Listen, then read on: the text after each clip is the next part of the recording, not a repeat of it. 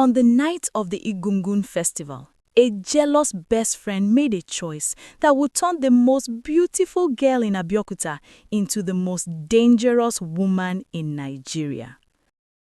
In our town, they said God spent extra time on her face, then forgot to warn the world about what her beauty would do. Her name was Adaeze, and she was the kind of girl that made people stop walking. She lived in Abeokuta, a beautiful town in Nigeria, where the great Olumum rock stood tall and proud over red-roofed houses and winding market roads. Every morning, when Adaeze walked to the market to help her mother sell fresh tomatoes and pepper, the whole street changed. Men who were arguing stopped arguing, women who were laughing stopped laughing, even the goats seemed to look up from chewing their grass. She had deep brown skin that glowed like the inside of a ripe mango, eyes that were wide and dark and full of quiet fire, and a smile, oh, that smile, that could make any person feel like they were the most important person in the whole world. She was 18 years old, and she did not know, she truly did not know, how dangerous her own face was. Her mother always told her, Adaeze, beauty is a gift from God, but it is also a heavy load to carry. Adaeze would laugh and wave her hand like her mother was just being dramatic. She had no idea that those words were a warning. She had no idea that someone who claimed to be her best friend was watching her with green and poisonous eyes. Eyes full of a dark feeling called jealousy that was growing bigger every single day, like a bushfire in the dry season, hungry and impossible to stop. That someone was a girl named Ngozi. Ngozi had been Adaeze's best friend since they were 6 years old. They had grown up in the same compound, shared food from the same pot, braided each other's hair on Sunday afternoons while their mothers gossiped about the neighbors. But something had changed when they became teenagers. Something cracked between them, like old clay pottery left too long in the sun. Because no matter where Ngozi went, Adaeze was the one people looked at. No matter what Ngozi wore or how she styled her hair or how loud she laughed at parties, it was always Adaeze who got their attention. And Ngozi had smiled through all of it, all these years, pressing that jealousy down like a heavy stone. But stones can only be pressed for so long before they explode.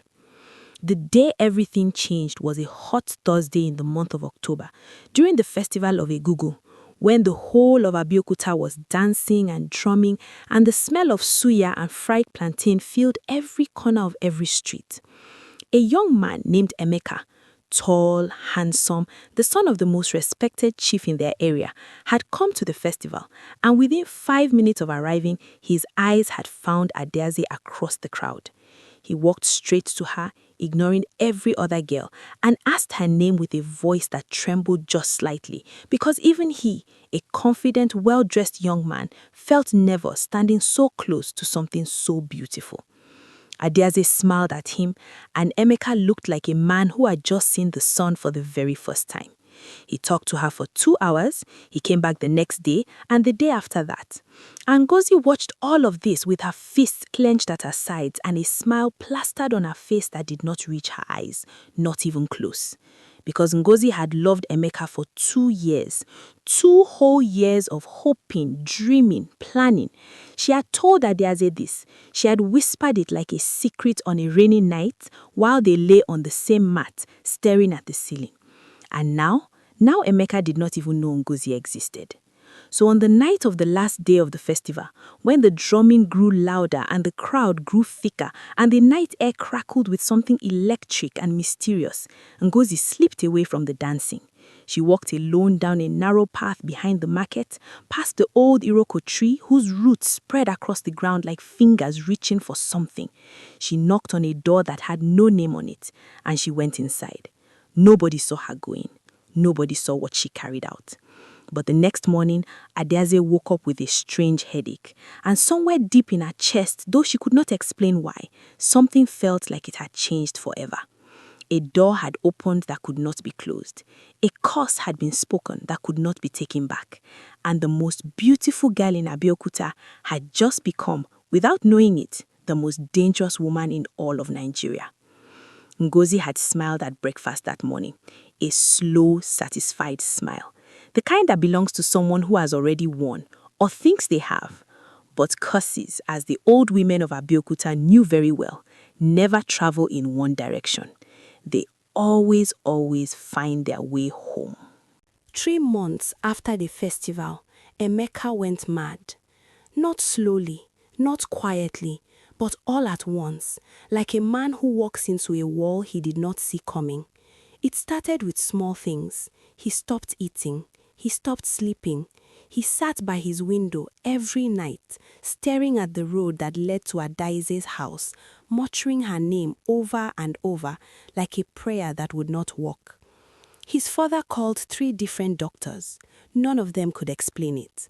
His mother took him to the pastor, who prayed until his voice went hoarse. Nothing helped.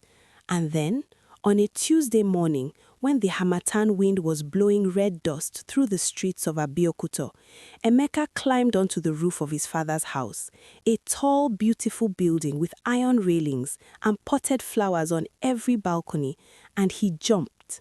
He did not survive. The whole town shook with grief. People cried in the streets. Chief Okafo, Emeka's father, beat his chest and wept openly, something nobody had ever seen a chief do before. And then, because people always need someone to blame when something this terrible happens, the whispers started. Quiet at first, like a small breeze, then louder still. They said Emeka had been fine before he met Adaeze. They said he had started behaving strangely the very week he fell in love with her. They said, and this was the whisper that spread fastest, like palm oil on a hot surface, that Adaeze was cursed, that any man who fell in love with her would go mad and die. Adaeze heard these whispers. She was sitting in her mother's kitchen, pounding yam, when her neighbor's daughter ran past the window and said it loud enough for the whole street to hear. That Adaeze girl, she is dangerous. Emeka is dead because of her face. The pestle fell from Adaeze's hand and hit the floor with a sound like a drum. She did not cry, not yet. She stood very still, and in her chest, something cold and enormous was growing. Because deep in her heart, in a place she had been trying not to look, she had already begun to suspect that something was very, very wrong. There had been others before Emeka. A boy named Tunde, who had stared at her too long at church one Sunday, and then, 2 weeks later, had walked into the lagoon and never walked back out.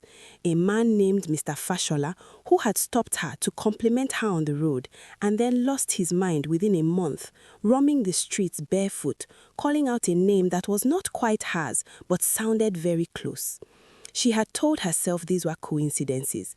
She had told herself Nigeria was a hard place and bad things happened for many reasons. But now, standing in her mother's kitchen with yam dust on her hands and the whole street whispering her name like an accusation, she could not lie to herself anymore. The curse was real. Her beauty was a weapon, and every man who looked at her with love in his eyes was walking toward his own grave. Adaeze did not leave the house for 7 days. She sat in her room with the curtains pulled shut, eating almost nothing, thinking about everything. Her mother cried outside the door. Her aunties came and tried to speak to her. The pastor came and left Bible verses under the crack of the door. But Adaeze was not praying. She was thinking. She was remembering. And on the 5th day of sitting in the dark, she remembered something, a detail so small she had almost buried it. The night before her headache, the night before everything changed, she had seen Ngozi come home very late.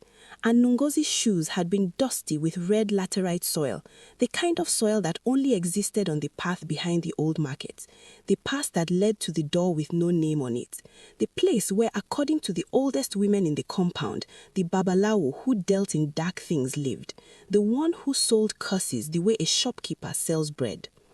Adaeze sat up straight in the darkness. Her heart was beating very fast. Her mouth was dry. Because she understood now. She understood completely. Her best friend, the girl who had shared her mat, her food, her secrets, had walked down that dark path and bought her destruction. Not a quick, merciful destruction, but one that would make her suffer slowly, alone, watched by all, feared by all, unable to love or be loved without causing death. Ngozi had not just stolen her happiness, she had turned Adaeze's greatest gift into her greatest curse. And now, Adaeze had a choice to make, the most important choice of her life. She could stay hidden in her room forever, alone, safe but shrinking. She could move far away from Abeokuta, far from people who knew her, far from men who might look at her too long and seal their own fate. She could spend the rest of her days wearing her veil of beauty like a prisoner wears chains, carefully, miserably, always afraid. Or she could stand up. She could pull back those curtains and let the light in. She could find Ngozi.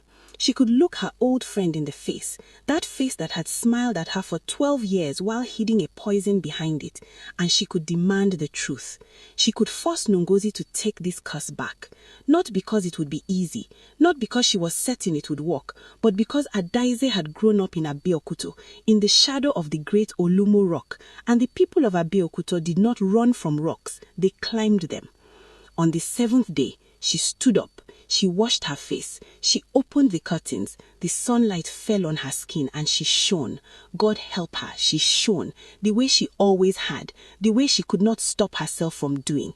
Beautiful and terrible, and blazing like the beginning of something that could not now be stopped. She walked to the door of her room. She opened it. Her mother gasped when she saw her standing there, alive and calm, and with something new in her eyes, something hard and bright that had not been there before.